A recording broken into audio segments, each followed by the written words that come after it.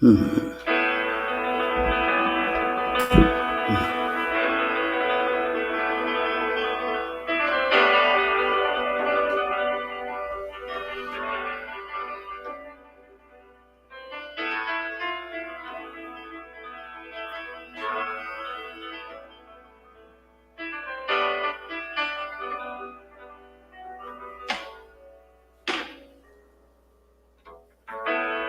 Here I am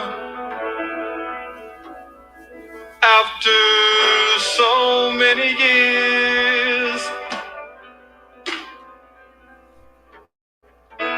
hounded by hatred and trapped by fear. I'm in a box. I've got no place to go.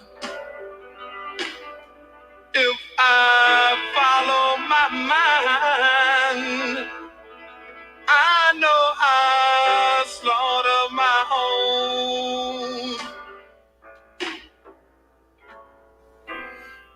Help me, I'm the prisoner.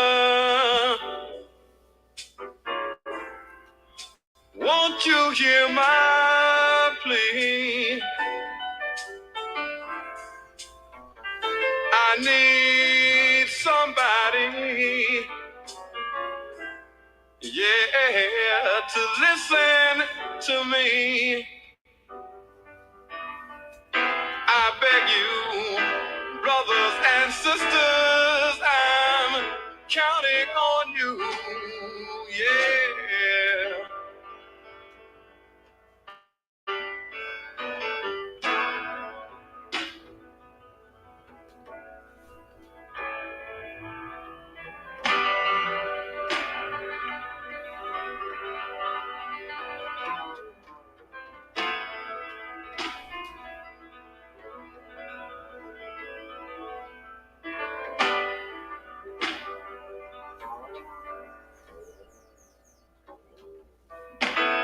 Black babies in the womb, shackled and bound,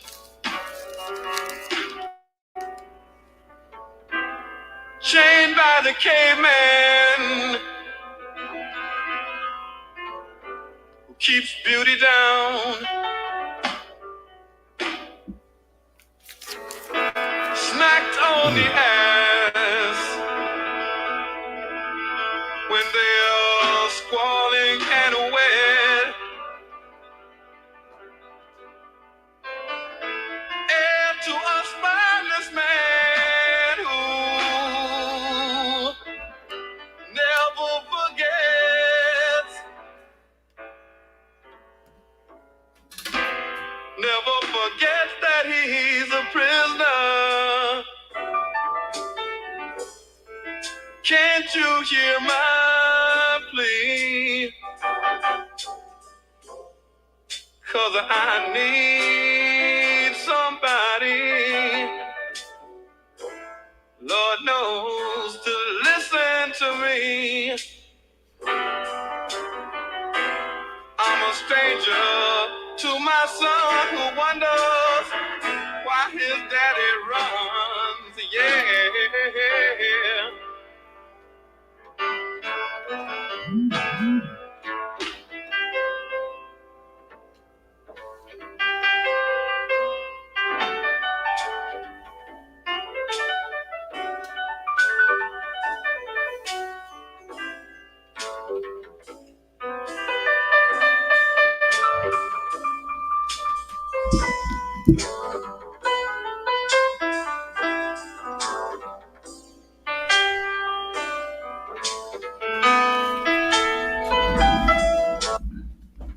Peace and love. Welcome again to the NEPPC podcast. My name is Brother Frank, and I'm with brother and former political prisoner Abdul Haq Islam. Happy New Year to everybody tuning in, and I hope that this new year brings you all the success that you're looking for.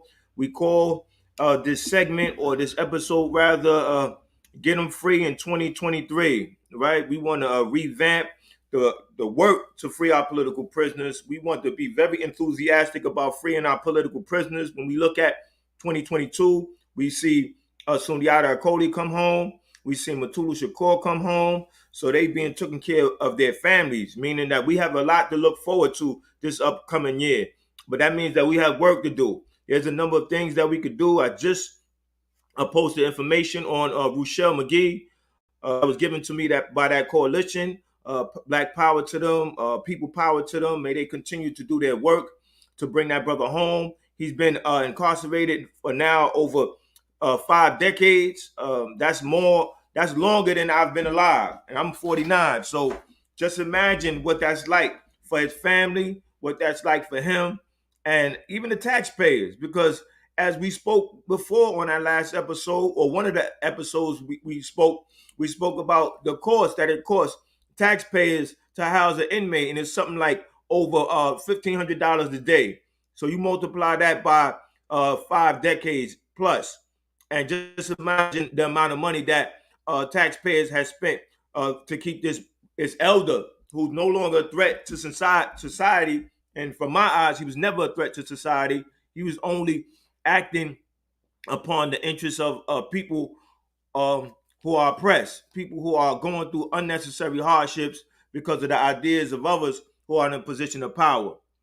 So as we proceed with this episode, let us make sure that we take what we learned from our engagement at this particular time. Our episodes really focus on a certain amount of time out of the day that we can have towards our political prisoners. We usually have an episode for 30 minutes because we know that people have a number of things that they have to deal with. And on our end, we're fighting against various distractions. So we don't like to keep our episodes too long. But we know the importance of fighting for our political prisoners, not letting them die in prison. So it's a new year. So let us start the new year off right by freeing our political prisoners. Let's commit ourselves to that fight. We ask that you please share with at least 10 people, and let's get the word out. Brother Abdul Haq. Peace and love, much respect. What's it called? Free them all. Like Brother Frank said, it's a new year. And every new year, everybody, be trying to get themselves together. A new year, a new you.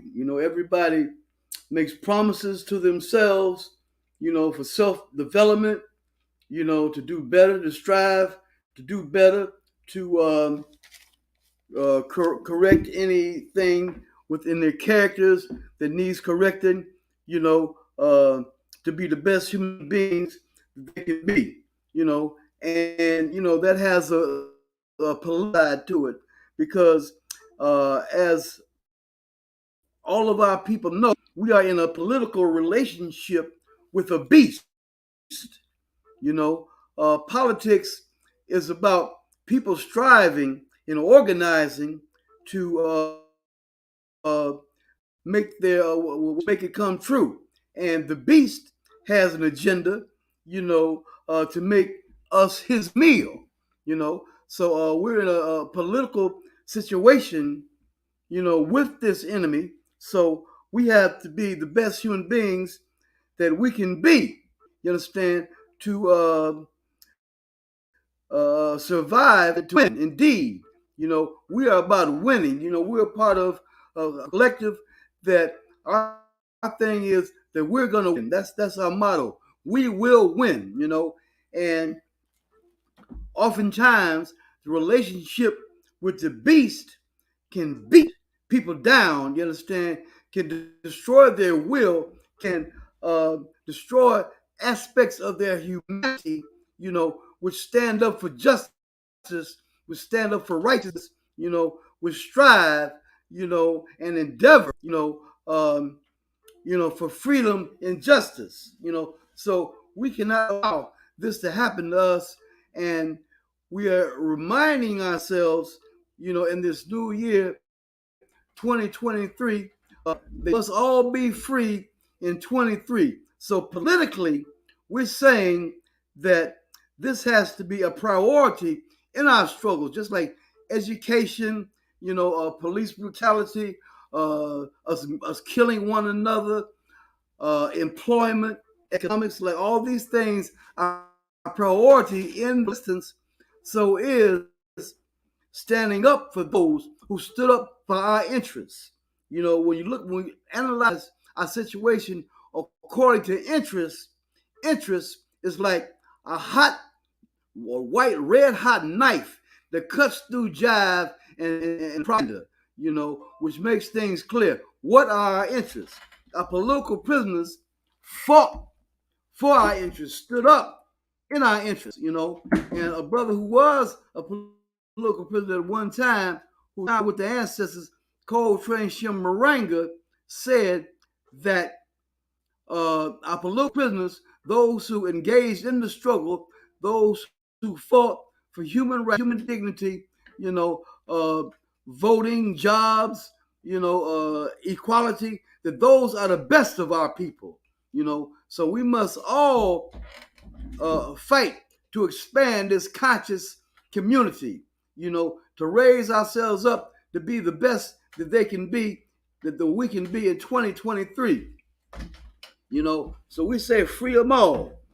So we need that beautiful spirit, in our community, vibrating, as Brother Frank said, working, though nothing in the universe without some work being done, So we're saying that we got a whole lot of work to do, and we are against a subhuman enemy, who tries to impress us with his might and his wealth and his weaponry, but the conscious community has always stood up to this enemy in spite of his machinations, have refused to be cowed and bend down, you understand, and be fearful of very little shadow, you understand, who have stood up and engaged in a principled struggle, and, we need this spirit among us, this spirit that will benefit us, like we talked about Brother Matulu a few weeks in a row, Brother Matulu in Detroit in the shootout with the police. Matulu threw his body on Herman Ferguson, you understand, one of the leadership, you understand, so that any police bullets would hit him instead of Brother Herman Ferguson, Sister Joy Powell, who stood up against police terrorism, be like her. Kamal Siddiqui, you understand, who exhibited in real life the principle no snitching when the enemy came to him with a proposition. If he would snitch and tell the location of Assata Shakur, that he would go free, that an old case against him would be dismissed. He refused, and now, he is serving. He is serving time. Like I said, that principle that he exhibited for us was no snitching. Absolutely, and when we look at that integrity that our political prisoners expressed, we have to show solidarity with that by organizing and fighting to bring them home. There's a number of things we could do. Remember that the working class people have the power, and we have to express that by organizing, protesting, writing letters, signing online petitions. There are a number of things we can do. We all have to utilize our talents. Let's do our research on political prisoners. Let's learn to study. Let's learn the history of the struggle to free our political prisoners. Let's challenge those who have faith to express the theology of liberation. Because if you are truly a person that stands for faith and you are truly in tune with the examples of those people who are spoke about in those books dealing with faith, then you understand that those people, those prophets, those examples of the highest level of morality were people who were in opposition to any form of oppression. So therefore, when you look at a political prisoner and you look at our political prisoners suffering slow, torturous experience, we have to ask ourselves, what do we want to stand for? Do we want to watch this happen? Do we want to co-sign what the state is doing and say that these people are criminals, they're terrorists, they're not freedom fighters? or we want to really pay attention to their history, really want to look at their writings, like in the books by Mumia Abu Jamal, how he talked about the nature of this country and the history of this country. And Murder Incorporated. exactly. So The when name you of the read book. these books, you have a family discussion, you raise your consciousness, and then you make a decision about what you're going to do. What we at the NEPPC try to do recently is initiate a TikTok challenge, and we challenging people to post a TikTok post for justice. We say that Mumia is coming up, is due in court sometime from now. They said 60 to 90 days. This was from December 16th. So if you could post something about Mumia is innocent and he should be free, and let's make that all go viral. Let's do that from now until he goes back to court. I think that can be effective. That's just one of many things that we can do. Let's not limit ourselves with what we can do. Let's just think about it. Let's share it. Let's post it. Let's stand for justice as we begin 2023. Because as Brother Abdul Haq said, those people that he mentioned prior to their incarceration, they were organizing the streets. They were making sure that the people knew that there was an option to the conditions that they were facing. There was an option to accepting what you were facing, that you could stand up, that you could do something, that you can change the conditions. Like, you don't want to just be watching things happen. You want to say, listen, that's affecting me. I'm bothered by it. I will do something about it. So I just wanted to say that because I think people limit themselves with what they can do, right? Right on. Because you being a former political prisoner, you know the marches and the rallies, they were effective, right? That's right. And them letters, when you was going to parole board, did those letters help you? Yeah, I would say so. You know, I know I maxed out, but the last time that I went up for parole, they gave me parole. So eventually they did have an effect, on the parole board. Exactly, and I think we have to be mindful of the power that we truly have as people, especially during this time of social media. There's time that you can pick up your cell phone and you could talk to somebody in another country. You not even pay anything more than what you're paying for your plan that you have. So let's just be creative in 2023. Let's talk to people wherever we're at. Like I always tell people, make a shirt. When you're on the subway, you take the subway as much as I do. People are looking at you. They're looking at your shirt and they're seeing the concept of political prisoners. Target a particular area that is frequent with people who are experiences in certain conditions that prisoners are fought for, and let them know that there are people who are fighting for them. And those people are incarcerated, and some of them. And there's others on the street that are continuing that fight. And we should know who they are. When you go to these meet and greets at some of these community centers, make sure you bring up the idea of political prisoner. Learn the history of a community. If you're in South Jamaica, Queens, learn that Kamal Siddiqui was from South Jamaica, Queens. People should know his name, and people should know what's going on with him currently. And they should know the history of resistance in that community, just as well as other communities. Once we start understanding the history of resistance in the community, then we identify ourselves with it more firmly. We commit ourselves to taking action towards doing something about injustices, and we don't just allow these things to happen. You know what I'm saying, my brother? That's right. Like Brother Frank talked about integrity. It is very, very principled, and it is righteous for us to struggle against injustice, and many of our the leadership, those who fought for us are unjustly incarcerated, So if we're about justice, and if we are people of integrity, we will fight in this cause. Brother Frank talked about power. The people have awesome power. The people need to feel that awesome power. Many times during history, the awesome power of the people, stand up against the so-called powers that be. They think they're the powers that be, but they ain't the real powers that be. The people have the real power. So, we need to feel that, and put it to work, for this righteous cause, organize. We had political prisoners who have been freed, who have come out and have organized. So this gives us an idea of the value of this spirit being among us, like Sekou Odinga, you understand, who organized this group that we are in, the Northeast Political Prisoners Coalition. Jalil Mutakim was going around organizing right now, you know. Jihad Abdul Mamit, former political prisoners, who was organizing cross country, you know. So, you know, we need this work done, you know. The work, you know, some of the work is being done, but we need more and more and more of this work being done, you know. We need the best of us to be out here among us, you know. To give you an idea of the type of consciousness that exists within these gulags, you understand? Brother Mumia Abu Jamal just finished a book called Murder Incorporated, Yes. which talks about the manifest destiny, the white man's idea that he can go around the world, that it was his destiny.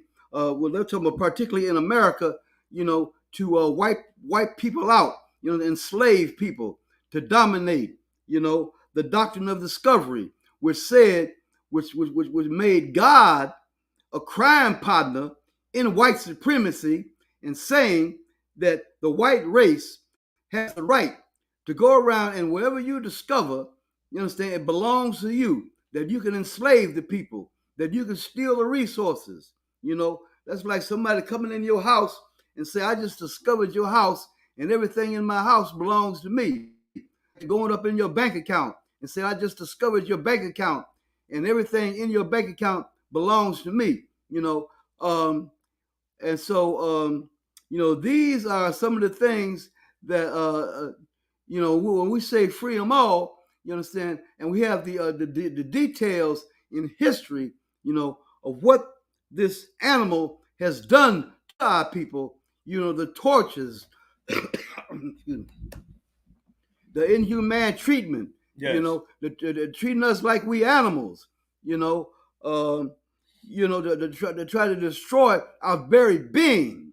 You understand? Yes. So we need this powerful, powerful spirit of those who were the best among us. They need to be free. They need to come home, you know, and we need to fight for justice. What's it called? Free them all. Indeed, and I think that it's very important that we have a clear understanding about what a political prisoner is. And once we have that clear understanding, then we understand what we need to do. Like I just put up something right now. If you're viewing on our YouTube page or Facebook, even if you're just listening, I just want to repeat the definition of it, because we have to consistently go through the definition over and over again. Because as Malcolm said, once we make it plain, then it becoming that everybody can understand, and then more people can unite with the concept of what we're talking about and what we're advocating, which is not letting our political prisoners die in prison. So we say that political prisoners are people jailed on charges related to their resistance to oppression and repression, and targeted by the state for their political beliefs and or actions. So once you understand that that is a bravery expressed, that is somebody who seen something happen and decided that they were not going to accept it, decided that that is something incorrect and it needed to be corrected. And the only way it could be corrected is to be addressed, confronted, and checked. And I think that that says a lot about a person that does that, because I just can only imagine what the world would be like if it wasn't no political prisoners. I think that although we have various challenges, the challenges will be 10 times worse, maybe 20 times worse. So we have to salute them. We have to give them their roses or their flowers while they're here to smell them. And we have to tell ourselves that what does that mean to us? What does that mean to me? If it means anything, then I'm going to step up. I'm going to accept the challenge. I'm going to take some level of action. I'm going to hold myself and the people that I hold dear to me accountable. So when I'm around my family, a family function, I'm going to have some material to give out. If I'm just going to visit a family member, I'm going to have something that display what I'm into. And they're going to ask me a question about the shirt or the hat or maybe a brochure that I'm looking at.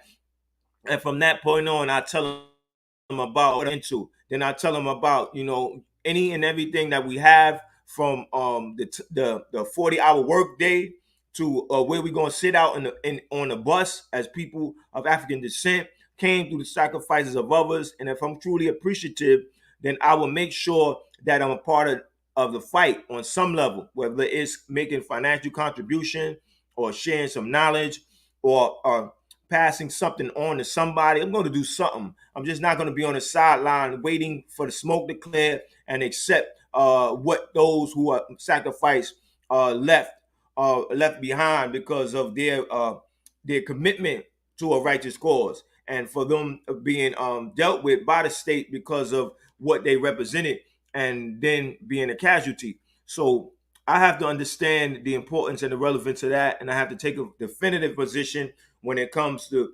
justice. So in 2023, that's what we have to do. We have to approach this year as a year of endless possibility, and everything that's possible can only be made possible by you doing the work, putting force behind an idea. And that's why we, the NEPPC, is out here doing the work.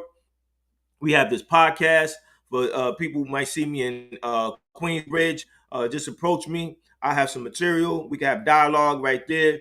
It's very important that once you see me, that you understand that this is bigger than just being on social media. This is actually being in the street with people, because if they have these 501c3 organizations, when I see them, I give them my information and I get support, because a lot of those, a number of them have friends or have been incarcerated themselves, so they can relate to that experience and they understand what it is to not be able to see your family and watch people age, people pass on, a number of family events that you're denied access to, and that's traumatizing. So we have to have sympathy with that. So Brother Abdul Haq Islam, I know while you were incarcerated, how did you feel when you missed birthdays, weddings, or even funerals? Yeah, that's terrible, brother. The enemy, unjustly incarcerates people. Keeps people in prison longer than their time.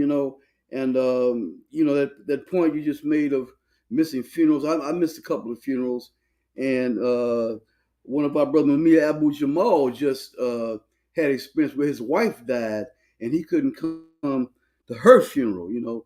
So. Yeah, you miss your loved ones. You can't be close to those that you love. And you can't be out among the people. Sharing the beauty of our black race. And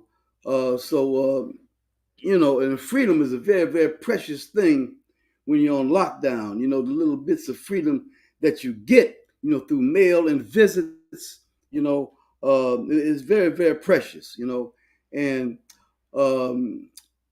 it's just righteous for us to feel plight of those who struggled for us. When we think in terms of what our interests are, the political oppression, the economic exploitation, Yes. The violence against us. So we think about the history of those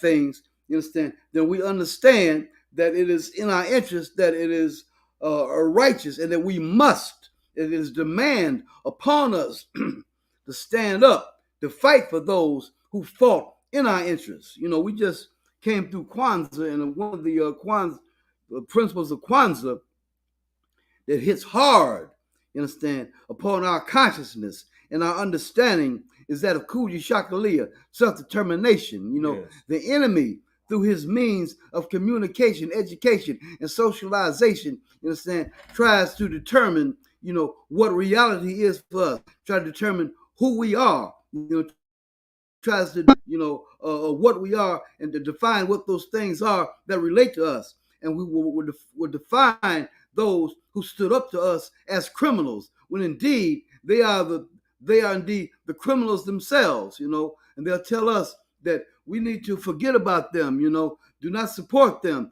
to forsake them, to abandon them. The worst thing you can do in the world is to abandon those, who have exhibited true friendship to you. You understand? So we must define our own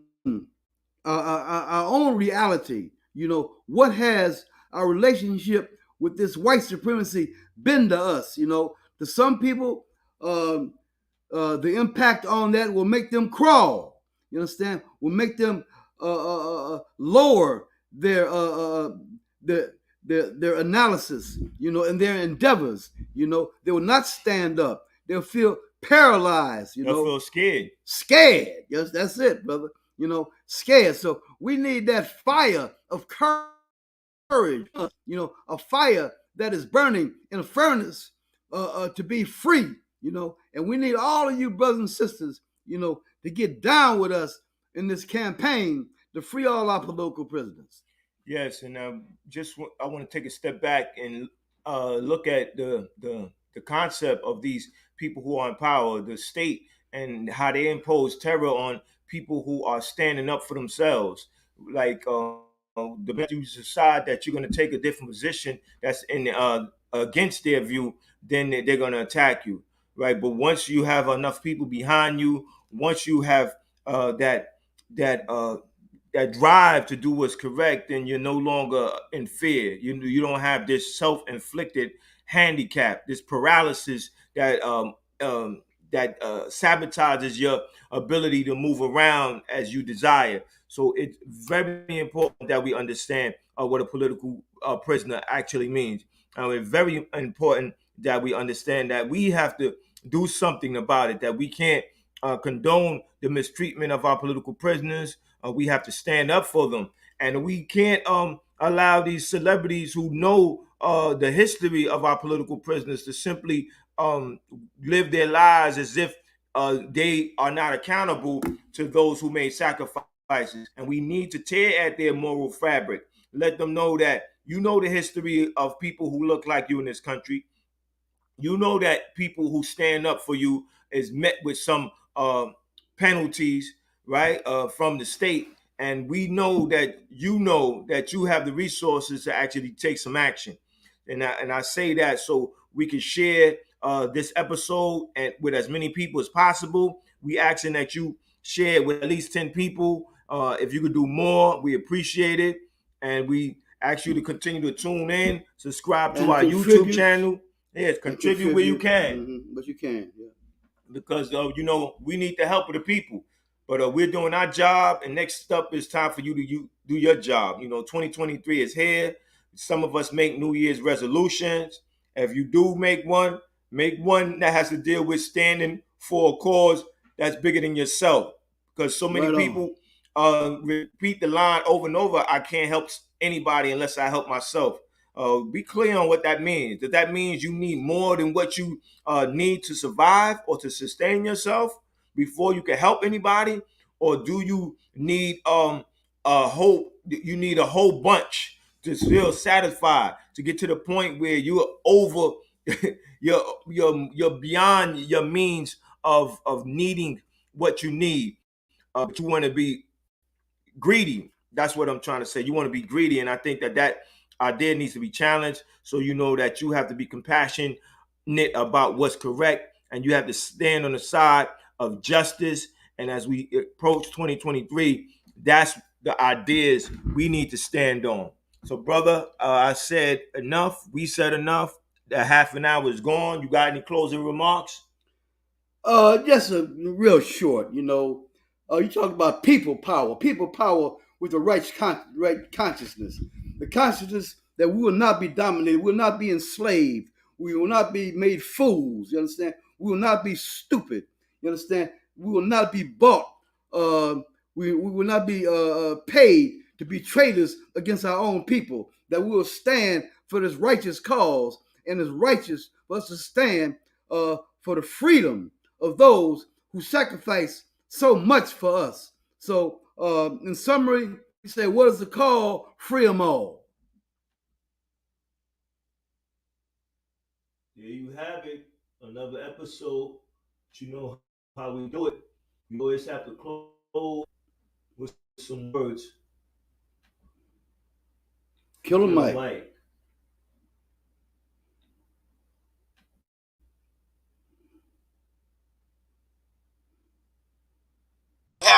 this as well.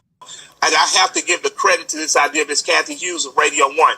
She's like, Michael, it is time that you guys organize a fund to set aside to help people who sacrifice for our freedom. Meaning, every time something happens, I hear this. Why don't the gang bangers jump up and do something for us? Why don't you kill them? You kill each other. And I say to myself, when is the last time you sent money to Assata Shakur? When is the last time you sent money to Mutulu Shakur? When is the last time you sent money to Mumia Abu-Jamal or Larry Hoover or Jeff Ford or Leonard Peltier? When is the last time you have made it your business to send money to a revolutionary or a hoodlum that has helped us? And until we start to do that, how can we ask these young men to be warriors? Because if they do it in the name of the hood, at least the hood gonna honor their name always. At least the hood gonna make sure the children got something or their mama's house is looked after. As a community, if we're going to ask people to bungee jump for us with no cord, be prepared to take care of them when they get a life sentence. Be prepared to look after their families. See, I don't mind the work getting done, but let's take care of the workers. Let's stop asking more out of people than we would do for ourselves. So what I'd like to see, my dream thing, is to see 1 million people from the culture dedicate $10 a month. That's $10 million a month, $120 million a year toward taking care of civil rights leaders who have worked on our behalf and are elderly now and don't have to take care of themselves, like Rosa Parks, whose rent was paid by the owner of Little Caesars Pizza. We should have had a fund to make sure that she never had to worry about that again in her life. We should have a fund that makes sure money makes it to Assata Shakur, and Mutulu Shakur has legal representation and food, and Leonard Peltier, who has diabetes in jail, can get insulin and taken care of. And until we start doing it, $10 a month is about what you pay on a couple fast food restaurant visits. So if 1 million of us do that for the rest of our life, look at how well we'll be taking care of the people that we're asking to sacrifice on our behalf. I agree. And recently